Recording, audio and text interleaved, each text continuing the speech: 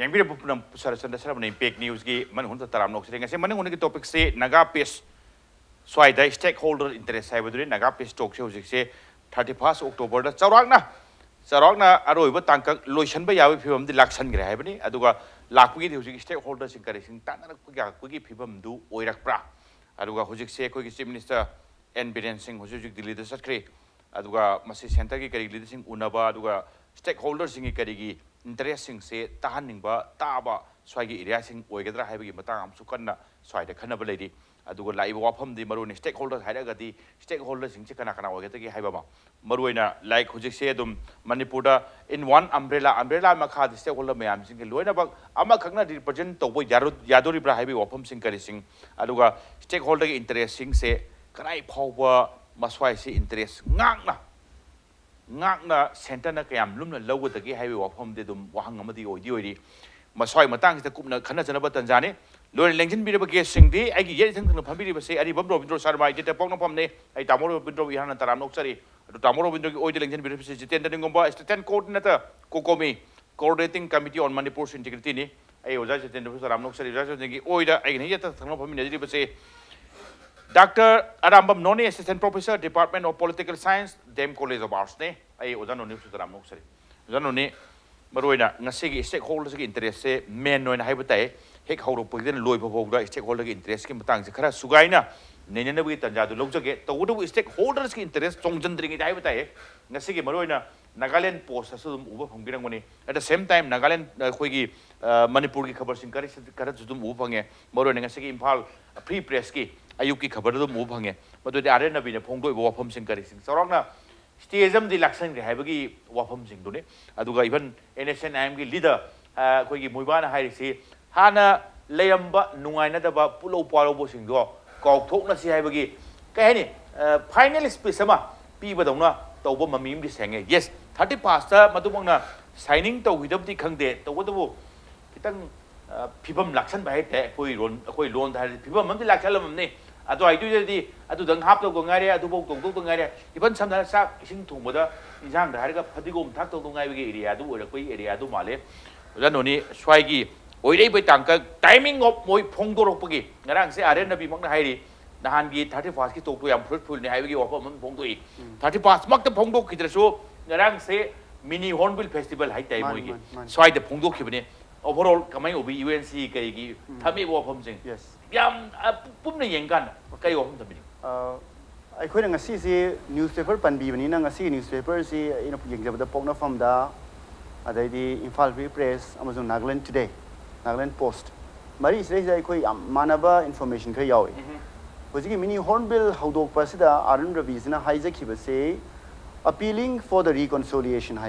haibadi hana waro puronaba leikiba mayamsi pulap tasillaga amuktang di peace ki chance am PC haibasi mana hairi atopa mada haujik sumang na kari no khangde unity thamna bo hona si unity thamna bo hona si yam kana hairi kana gumani unity thamsi community masin understanding of the laksi hairagadi unity the problem rei haibasi ko u phangadra ni khale number 1 atopa madana mana lotha community si yam kana address to sigi my appeal sida function sida aduna Nagaland da community masen gi unkhatna ba amadana piba amana pamba pamdabagi wafam zikhara hairiba peace process da leiba yagadra wafam sima u fangi tawbadabu 31st October da aroiba mifam amasung aroiba peace talk ki meeting oiki haibasi mede ko loi khange hojek anchor na haibi badumaina wafam kharadi bottom line da yanarga leire aduga atopa point am da hoji NSN IM gi ngarang thadorok press release mu yengseba same newspaper jing yaweba adu da hairi sisu amuk same appeal ji tawe ai khoi na khoi puno ngak pi re ai khoi busu na khoi na ngak pi haibi ji haeba kanada hai no sin NSN IM na hairi si adu eragadi kem tagi mi khar chen ghai bu koi tai hanasu NSN IM ji factionalism yam leiba adu organization amani adu eragadi tauna ki ba agreement asigi modality da pen da ba thi da bida kadai da nom di yasal horasi haiba simadi simi yawi haiba simi lai ahum subada nifi rayona chief minister sina haiba masu same text da haiba mana haiba sai na ko tawjan time for unity hai adu eragadi aina mayam sum ngangna basai kitang aina ꯍꯦꯟꯅ ꯃꯌꯥꯝꯗ ꯁꯨꯝ ꯊꯝꯖꯅꯤꯡꯕꯁꯦ ꯌꯨꯅꯤꯇꯤꯒꯤ ꯋꯥꯐꯝꯁꯦ ꯌꯥꯝ ꯆꯥꯎꯕ ꯏꯁꯨ ꯑꯃꯗꯤ piece ꯄ꯭ꯔꯣꯁꯦꯁꯁꯤꯒ ꯂꯣꯏꯅꯅ ꯂꯥꯛꯀꯅꯤ ꯍꯥꯏꯕꯁꯤꯃ ꯌꯥꯝ ꯀꯟꯅ ꯅꯥꯒꯥꯂꯦꯟ ꯄꯣꯏꯟ ꯑꯣꯐ ꯚ꯭ꯌꯨꯗꯩ ꯑꯣꯏꯔꯁꯨ ꯑꯗꯨꯒ ꯃꯅꯤꯄꯨꯔꯒꯤ ꯅꯥꯒꯥꯒꯤ ꯍꯥꯏꯔꯤꯕ ꯃꯥꯏꯀꯩꯗꯩ ꯑꯣꯏꯔꯁꯨ ꯂꯥꯛꯇꯧꯔꯦ ꯃꯔꯤꯁꯨꯕꯗ ꯉꯁꯥꯏꯒꯤ UNCꯒꯤ ꯈꯣꯖꯣꯟꯅ ꯉꯁꯤ ꯅ꯭ꯌꯨꯁꯄꯦꯄꯔꯗ ꯏꯟꯐꯣꯔꯃꯦꯁꯟ ꯑꯃ ꯊꯥꯗꯣꯔꯛꯏ ꯃꯥꯒꯤ ꯑꯄꯤꯜ ꯑꯃ ꯊꯥꯗꯣꯔꯛꯏ hill and valley can never be enemies maramdi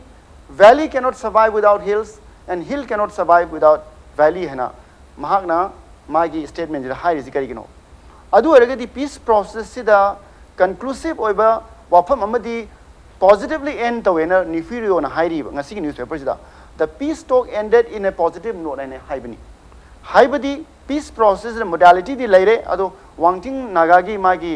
akogi information among Tolaki, but Naga information, NSN reformation, press release as my interview, so Upangre, modality ka Tokena. Live from the agreement, Sigi modality, Yat Poloikre, Tawabunga, stakeholder Panbiba.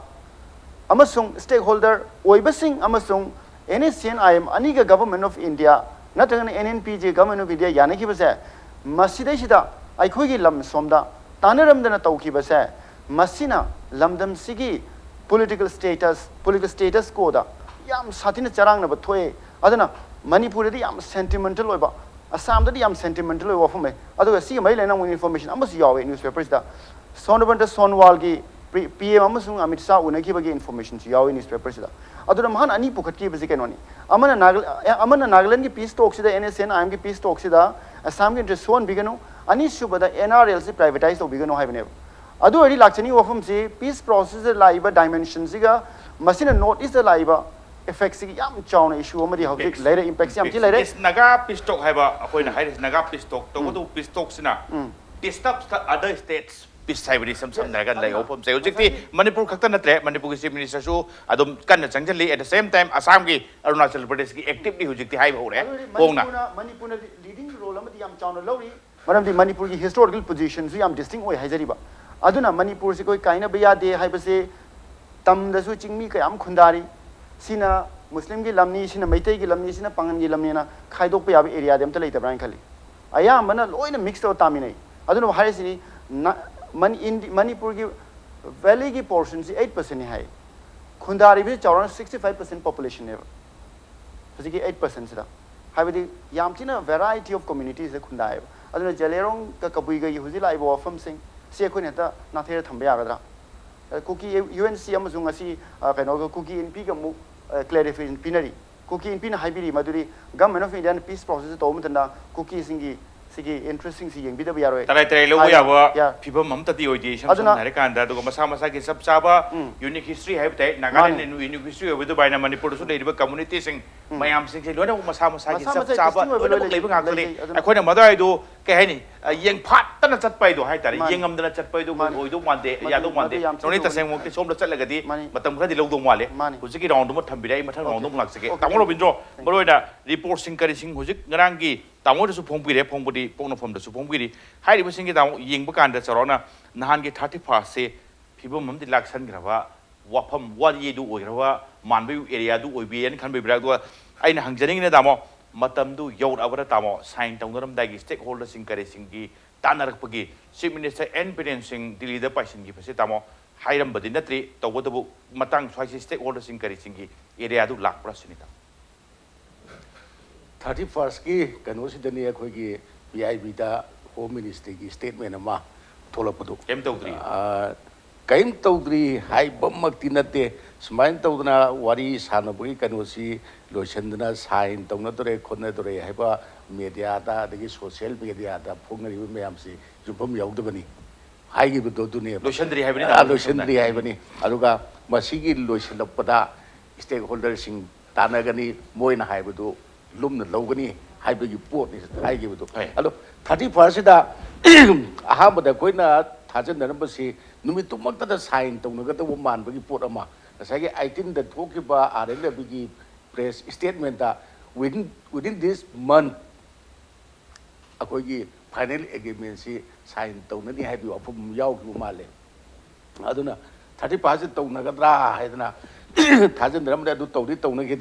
दरगसु यानदा बा यानदना लेरकपा core issue हाइगदर गरे हनी को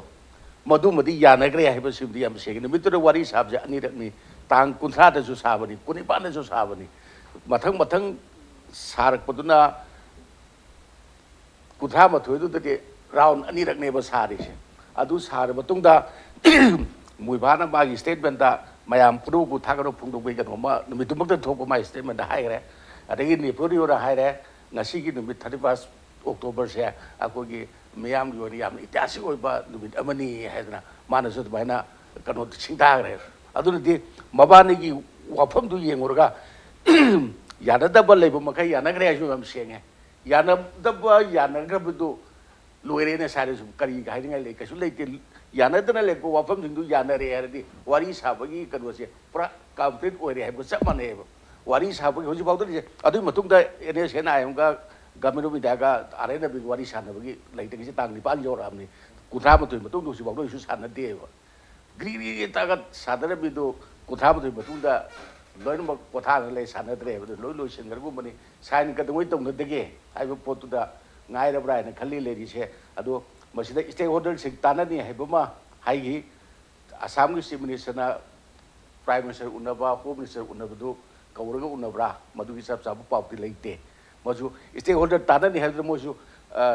stakeholder amane ne lauraga na ji kadona arunachal pradesh ki pramak pema khamtu na hai ri ai su stakeholder ni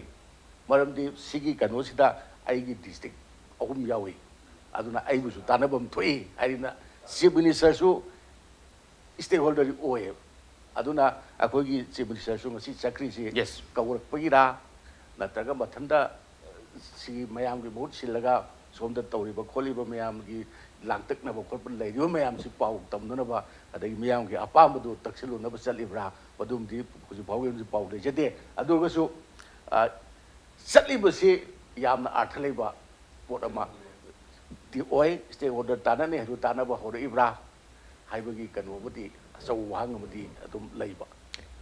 Jeetendra maru ne pressure group ne COCOMI mayam gi punjalaga semba du go organization ne umbrella group haibu dai sam na kanda series of protesting bide protesting encouraging changjan baduma adum changjan ba tangai sengba makak public domain da thamdrimina udrimina 타자워시 야야다부터 타자와라수 타자버시 야야다버 에리아도네 오자 제텐드라 도아이기 펄스투마 강제 아도아이두마 키땅 아무 사수사타리 아둠 탐비라간다 머로네 호직 치프 미니스터는 셀리바 아두고 스테이크홀더 사이드가디 호직기 타모 로빈드론 탐비그래 Arunachal Pradesh district अहम रियाउसे आइसु stakeholder हमनि हाइरिबि समसमना काइदि सरकार मसाना हाइरिबनिको likewise Manipur के सो सरकार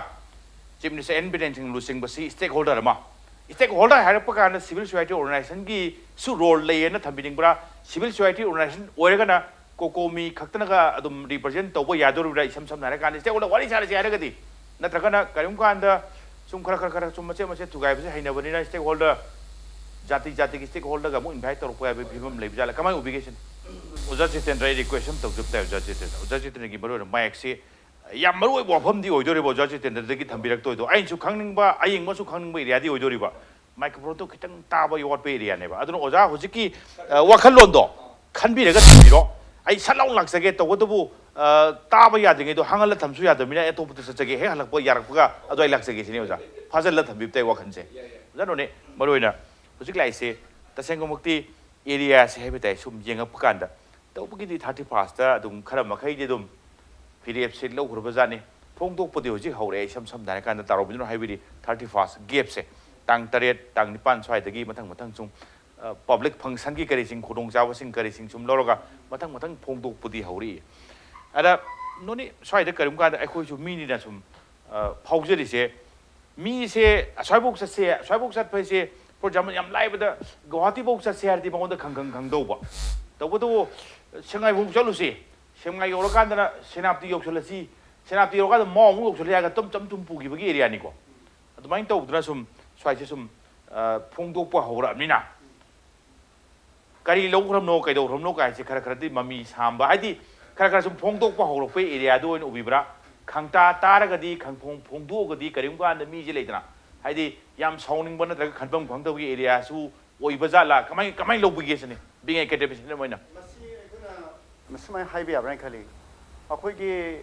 भारत लेंगाकी हौजिकी official सिंगी माइके दगी इंफॉर्मेशन अब लीक ओहेंदना दुम थमी स्पीच ओके खुदमना आरएन मिस्टर आरएन रवि की स्पीच ता माना फ्रेमवर्क एग्रीमेंट सी यावे है जमा कैम हाइती ngasi ngarangi report siru man hai ji aikoi yam progress leire aikoi ngakang ngaiminasi unity thamsi haibasine ba adubo leak ohelak pasidi kanai ko thangdi ohelage han hamda wangting nagasi ohelai nsn reform ki group tagi ani shubada hoji matang nifirio gi amasung nsn am ki latest information di yawle adu aragadi manipur kari hairake haibasi yam yengbagi wafam masi makoi khotangdai sum hayalaga akoina karamai react toge sum yengbai mong je koi am khire uba okay probably last 22 years sumai changheli manipur na kamai hare amukar handokpa kudamana ceasefire without territorial limit highway extensions ya adre am handoi aidi designated camping leite mu singdoi sumaina sum chatpasina masi akoina plan nama plan ti torga sum tam sum leak oiba do khangai haibdi na taba leak sisu plan nama rasini sam masi obi kai you know hai tardi mai sequence e hanadei live liklam si yengoragadi yai yade politics hoi hide and seek hai ko english na hidden trial to yeng ba yadram handokpa adu oi dei lakchening base manipur gi political party oigera COCOMI amasung manipur da khundari ba loop sing sina makoina haibase ultimately yam matter oigeni dai gi ju thajai ba okay thank you oja Jeetendra Marung sai tu ni ko phasan ge ira dum lak pa ya birani ko stakeholders ki kari matang stakeholders tang se ko yi asai gi tarikh 13 gi ko yi pung ahumda mokoi meeting to bolo matung da yana da bugi ha gap am lai bugi tan jai da re adu da honorable chief minister na pung mari ga minute khara da ingon da phone do rakhi hojik ai isama home minister ga wari yam phadan sana re adu na mahang na ingon da hairi busi na khoi gi people sing da lairi ba irang hoba adu ga yam na kano pressure lai ba do modu pungning phadana ma hayo sungso soi da na sigi framework agreement se masi gi final solution lo I kano to dingai mamang da stakeholder sungso soi da unagani hayo haidana na khoi gi CS wo sing da tamu haidana na ai samak direct bane adubo sathari bamagi agreement du de koina infinish oidriba pungja khara khagni na koina pung manga ga minute kanu da bakhai da koi kanu tok jeng press meet tok jegi press meet koi ham tok hai gre kariguma press masi gi posi finish oige hai ta raga su madu di yauri bu kari yauri bage hai do madu manipur miyam da pubi re kadam ni all political parties na Delhi da library sing na aduga madu gna la iba tang November gi mari fabu gi mung pubi re kadam ni na hai bane ba adu gi hek tanja akoi press meet to bolor kan da sai yaman hai gi do PIB gi koi press note ma thador bu do aduna thador bu na pung tere gi mini yang khai ma thoi de ne thadori se madu thador bu di koi gi si gi final asama ne same version ni adu la adu asai stakeholder je akoi no ju bada amuk madu gi tang mari gi phawda koi matam thagre madu gi framework agreement de madu de kari yauri bage hado khangalo india government amsung manipur government na tha kano khangan biu miya na khangan biu hado ultimatum thagi bodu hen to bani na tarik manga da koi wari sana bagi tanja am ka lo koi invite to budi lo jeki aduga wari sana matum da koi gi oibo phum loina phongdo me koi kano da koi gi adugumba sa koi gi honorable kano sing da aduna manipur miyam na phawri bo mam sing se hoji akoi tang tha badana koi togdribni na hoji khwai gi maru bisi khwai gi pangan kan bisi kari hogi haibo tamda manipur legislative assembly na wafum mo lo bo mathok tai maram aduna assembly session am ko biro kari gi ko gudori ba hana moi 9 times kan ko gre hari integrity gi matang da adu handa ko gudu si ga hana ko bu si ga mana de aduna si gi di masi gi framework agreement na maram oidana manipur gi koi territory da koi gi amusum hingmineri ba koi gi bunsi meng sida kari gum sol ko yog ba tar ga di madu koi na opposed ogani madu wana khangalu haidana koi matamung thagre adugi matam thabadu hujigum thaktre aduna hojik lakaduri ba mong sida makoi na haibane kari haiba stakeholders in tanani haiba sai question do marak sida muk akoi gi kono gi Arunachal Pradesh ki prema khandu unagre jasman asai mention do bodo aisu stakeholder amani haidana amana muk asam sum unagre masu stakeholder ne na then amana ngasi prime minister akoi gi chief minister sangjin kre who is stakeholder si unadu su kanano sineba maduda akoina hana ujaramba akoi gi wakhal du di sum tam na lap thorok pai dare hojiksi makoi gi India government akoi unage haiba targasu akoi thamjarmi se if India government want to akoi la ona daga wari sanaje haiba targasu akoi na sanaga do agenda do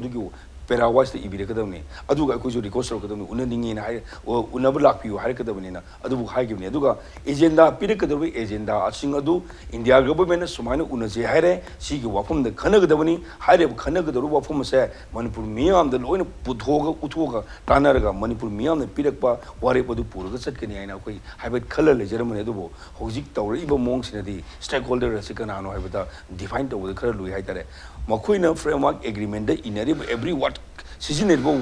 word खुदिंग से dual meaning लोइन चलेबा every word खुदिंग some dual meaning चले मधुना मरम मोइदना framework agreement दे इनबा मतमदा असुम demand तौरिबा अदुगुम UG Kongu हायतारे मखोइना लौबा interpretation तोंगान mama अदु इंडिया गवर्नमेंट लौबा अखोइ इंटरप्रिटेशन तोंगान मम चलेबा मसीगी पोसे लेबनेना अखोइ इंडिया गवर्नमेंट जो हाफर अखोइ कयाम थाजगिदगे ngasi fawda 1949 dagi ngasi fawda 2019 suraba tanjasida akhoi ngasi fawda akhoi haijarak pa si ma taw yaw haiba matamda harau lu taw bi ko amu yaw de ngasi fawda akhoi ne 1949 dagi moi sengna wakhal lumna thajaba yabai phibam du sungoi oi de hek pong ngai hek urak ngai digi oi thokti thokti oi de taw Robindro maroina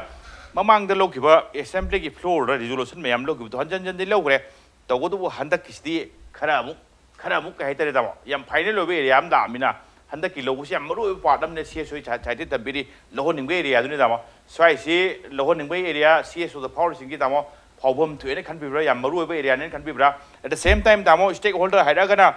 Manipur की stakeholder हाइराकांदा दामो सरकार सिसु प्रजाना खनबा म्यूटनी हाइबते stakeholder हाइराकांदा अस्वाइ से सुम लोइसंगी दो मानब्रा नत्रगना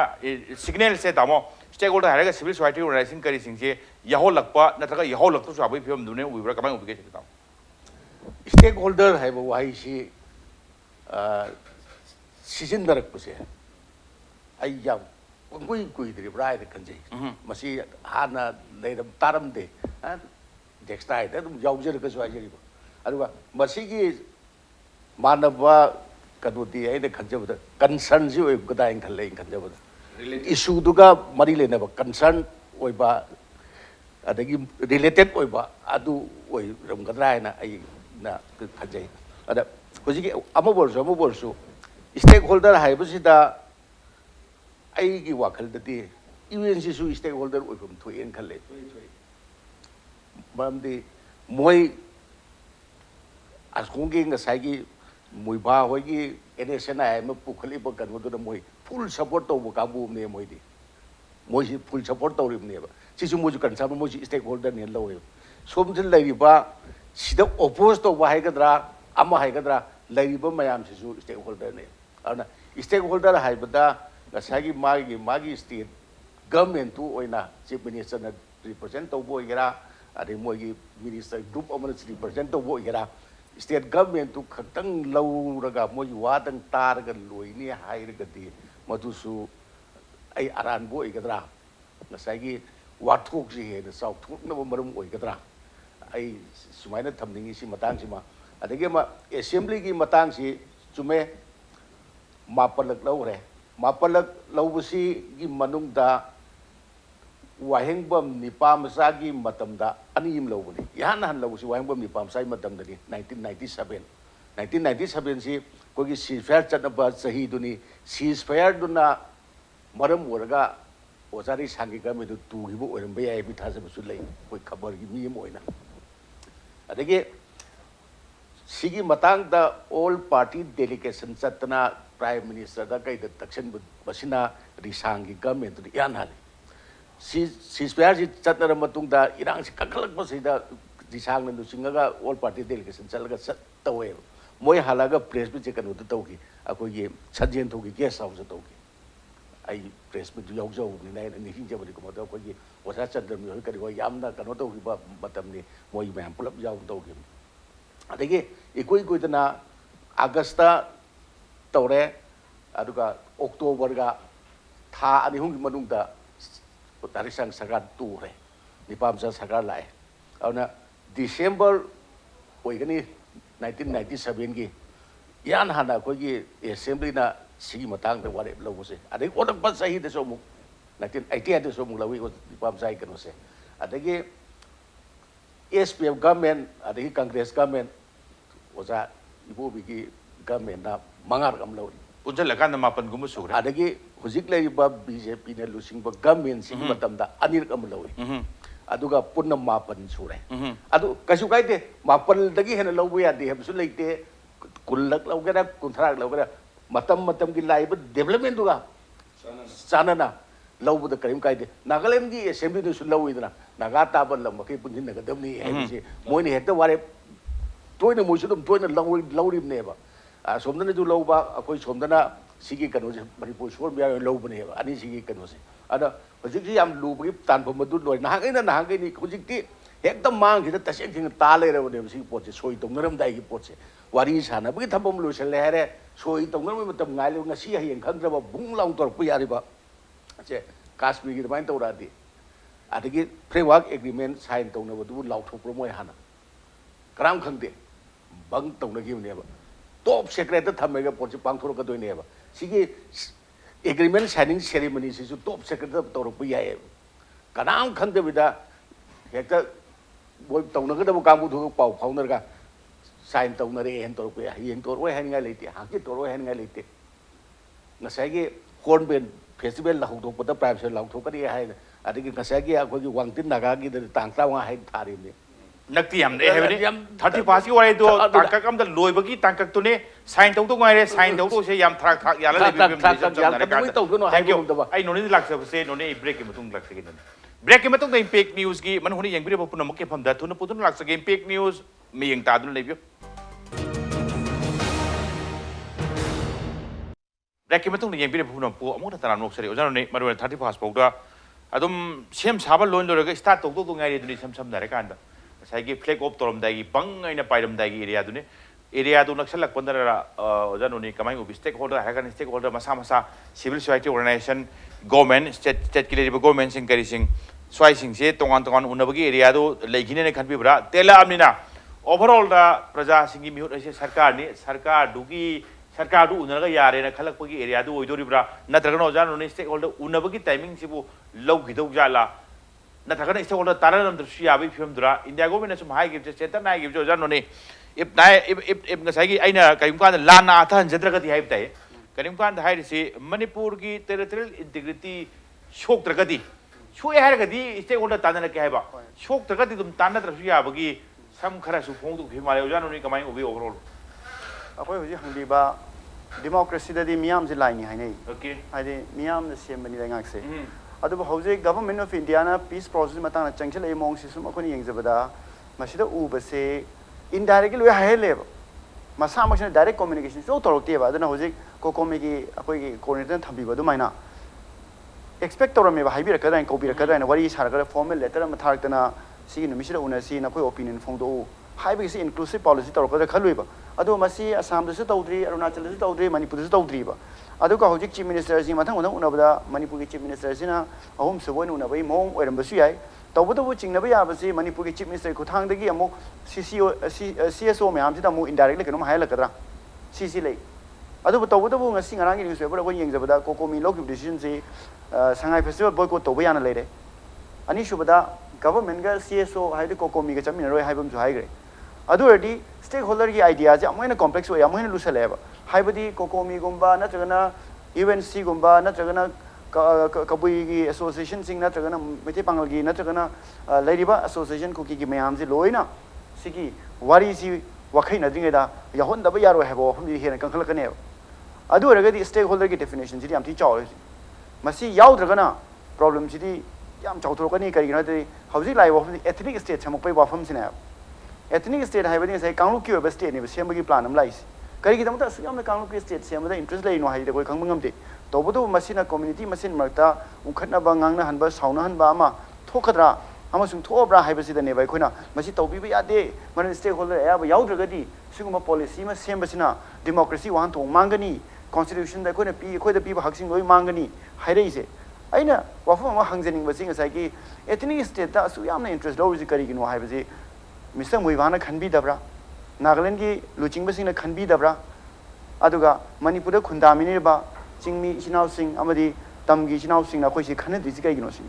करिगिनो हाइदादि पुनसल कांदनेबा वाफम जी लाकदुरिसे मचेत तारगा पीस मचा मा यानो मचा क्याम सेमदोरिगे हारिबा adu aragadi ngasai gi UNC ki president ngasi press release ma thole isi ai COCOMI am seriously lo ni adu ko maung da phone to hani na ta una hani nang na simai hai ji kari no simai na hai ba taragadi ai khoi ka do phami na wari shaba yaro do no stop the peace process UNC must say that akoi stakeholder akoi masen tana gini akoi phami na gini hai je if valley and hill asi adu ki mati nushina mari ma kaina ba ya da mari ma le hai ta di ko do bi no koi na community am ethnic politics so do shi hai ba jai hangi adu ga atopa mana Manipur ki CSO natragana COCOMI natragana Manipur ki government na Delhi chatpam dunda ai khoi na peace process a khoi si pami yaning di haibu du di hai tobu du bain haisen ngi si thengkhang kya da ngasa haibi ki budani 49 de ngasi bawda a khoi political status yam di fluctuate taw man gre ba territory su fluctuate taw re political status power su fluctuate taw re maning tamaleba oram badigi amu part si state and district am da handaru re state adi union territory mo helu re adai amuk sumu state ru pire hauji amuk machem se kai bi proposal am lae adu aragati government of Manipur amasung COCOMI gumba organization singna chingmi sing pulap phaminara koina Manipur haiba city masagi adu gumba status laigada lama mo oibinina makha na sumo problem thon bero na Manipur ki proposal am thangat pedi kado thangatri no se hangjani natragadi hayeng ngasi hayeng nukti si problem thok to reba so for a long term solution Manipur ki political integrity se emotional integrity se kai dana bagi constitutional provision yam drabada matam khargi ekoi hojik first year ona piba mathau tai khuda moina hargana 2001 de adai de yam kan tholakhiba apun balu kain leringai matam da tholakhiba article 3 haidana union parliament na Manipur gomba India state amagi territory da semdok semmin tobiyai adu opinion ka hangamaga yagere yaro tobiyai da hojik uba horopanina Manipur gi oina di Assam gi oina di Arunachal gi oina di or whatever state makoina pam taragadi Article 3 say Manipur ki territorial integrity se di kahan bayaro hai bagi clause ama Manipur government ge ya ba yaudri di masi ki law sem bayaro hai base masi madi hauji hoji ki hapaga di maybe akoi community sing ji marak tang dang phamina raga akoi kamaina makha dan jata ji ge se jingmi ogera tammi ogera meti pangal ogera loina akoi phamina bai opportunity fangani I want to repeat it we must say something that Article 3 of the Indian Constitution must be applied to Manipur under certain conditions. That is Manipur ki state ki assembly ki ayaba yaud ragadi yaro hai base masi kaido bagi khoi hoji hairo do no hai basi di ain khamada political party resu masi pukatpam thokran khanjai aduga CC akoi ki CSO mayam su pukatpam thoi natragadi same problem je tungda ja dum hanna thokle ni hai basi madai thamjani tengkhang character tobudi naga pichu ku hom lakpa adagi akoi ki tension se khara wang kan territorial integrity ke ri wahum lakan to ko de article number 3 wahum se pan ki da te maswai sem do changani adra to ko do ain kham bada oja Jeetendra kamai ubi maswai se hujita 3 wahum ho ko se ke ni phibam siwani ko dei bai thujal lakpa som da di khang tu ga ra pani C kari assembly ka yab yaw to the haraga is a very lengthy process aina aina ugodo ba man ba area changa do area am fu lei politics somebody tham da ba ya ko jana tha high bid point si akoi gi 2017 da mi am gi oi ba chaw mi phom gre ba mi am gi public convention da modu da yawe ba duna akoina haije ba 2017 gi December gi aroi ba da akoina memorandum of submit to je harise masi gi submit de already yaw gre ba pointer ne ba akoina yaw jeri se pointer ki aroi ba taruk subuda if karigumba manikana India government na article 3 se Manipur apply to gi haiba taragadi Manipur assembly gi aya ba yaw dagdi yaro haiba ma si happy haiba ozana haiba je modu akoi already ana roi hakra bane ba masi haina ne ba tawri se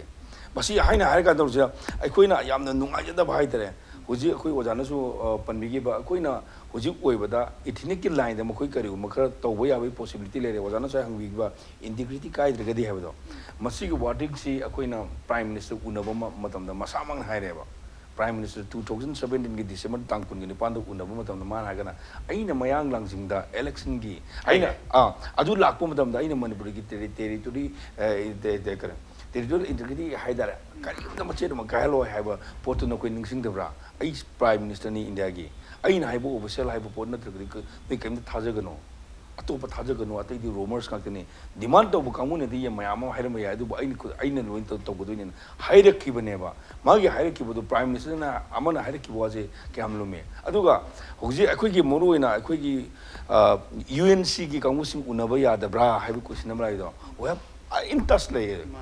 UNC kangwa khoi tas lei dai ngarang su wari sanai nan su wari sanai adu akhoi na ubo miyeng de kai no akhoi na ubo meeting na akhoi unity da lei gi haiba adu ge UNC na leiba meeting sina atoba magi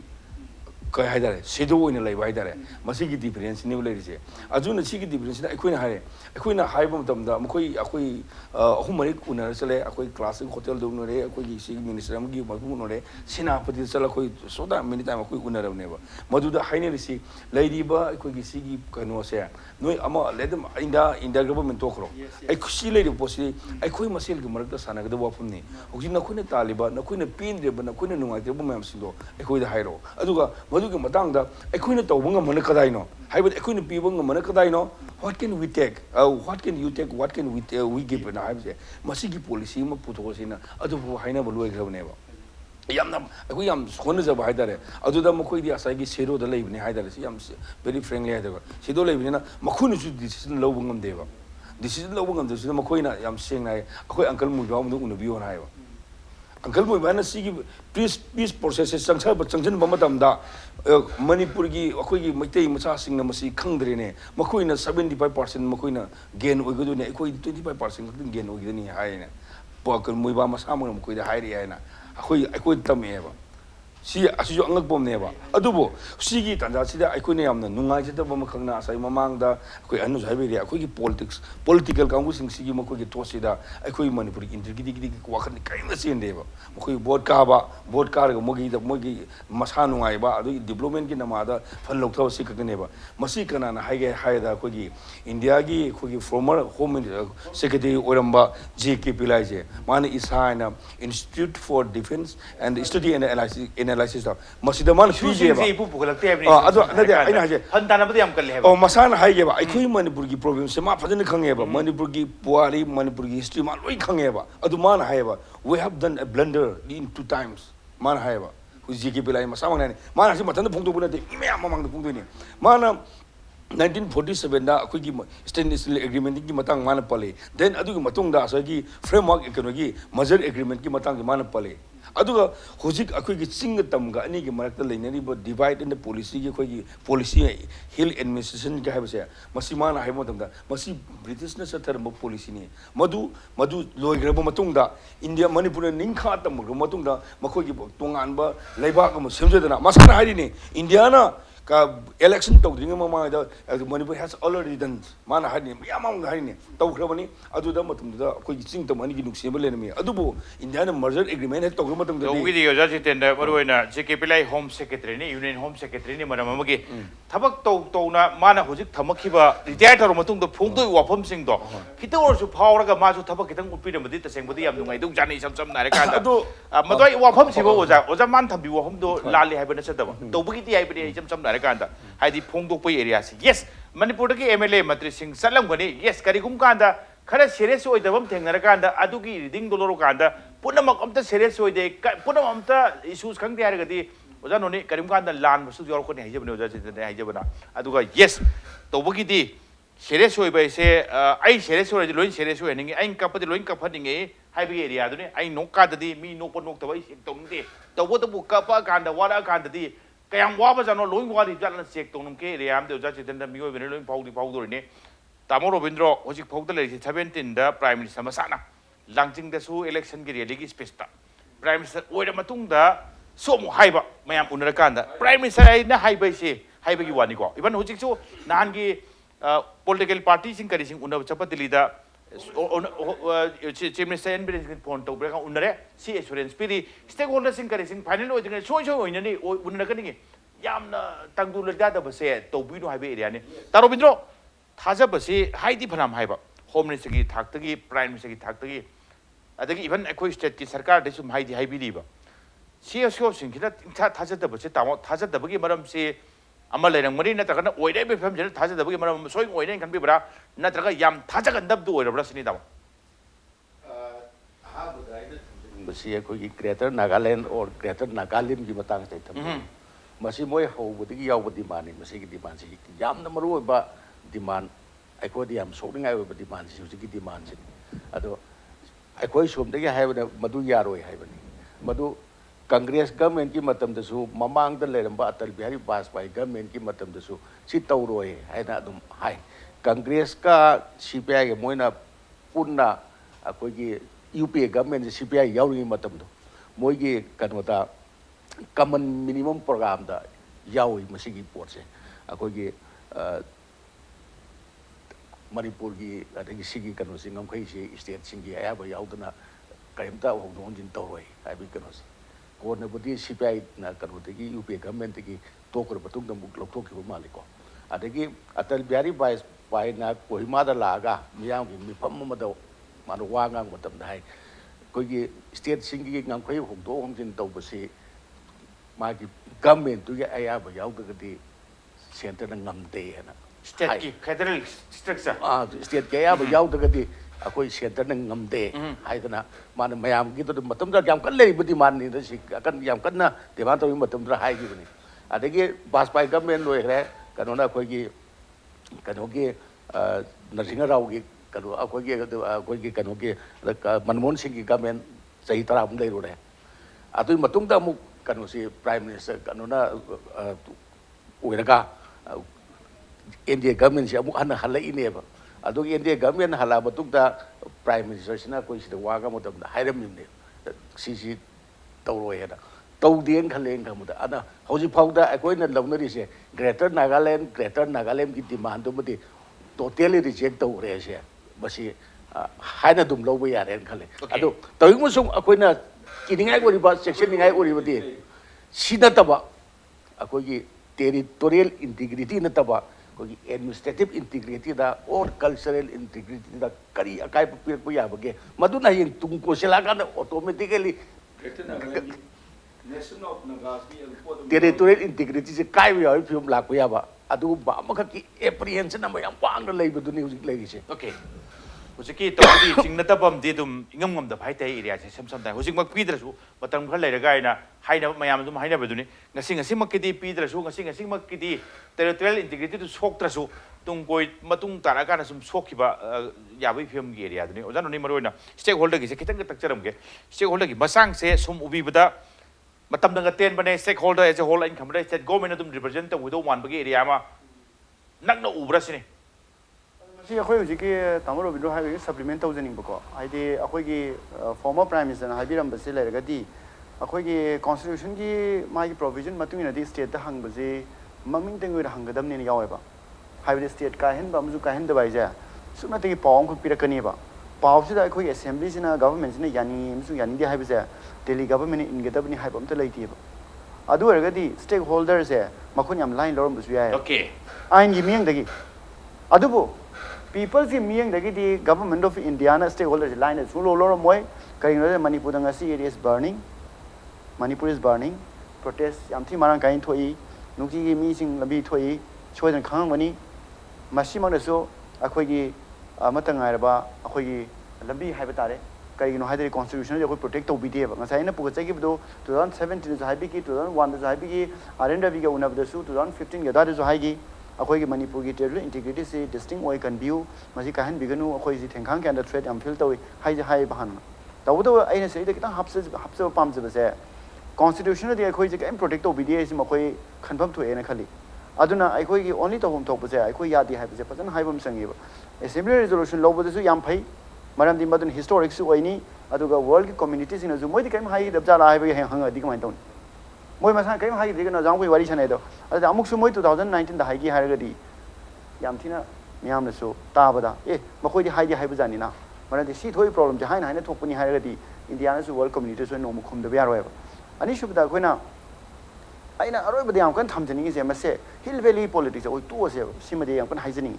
karigino haidadi akhoi gi amatang ai balam bidi akhoi pullaga akhoi ngasai gi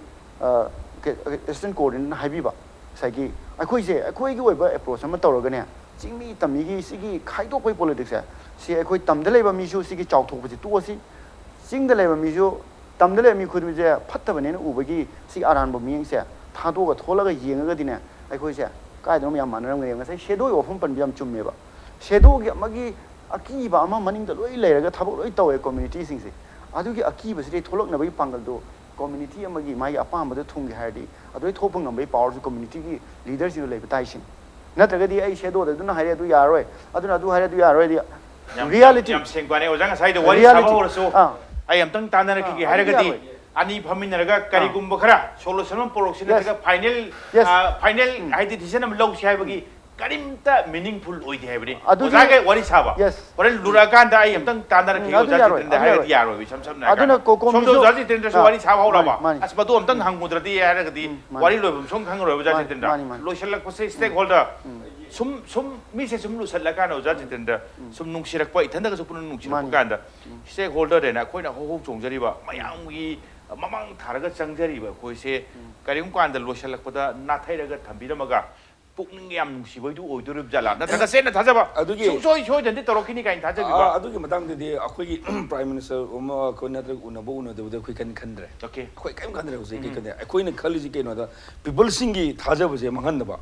akhoi chief minister na ka to ma akhoi kaim khandre maram di people ki thajaba to bal se ojiki people sentiment se asuli guange ba maduna phone tor sa ing phone tor ise akhoi si to ni si dong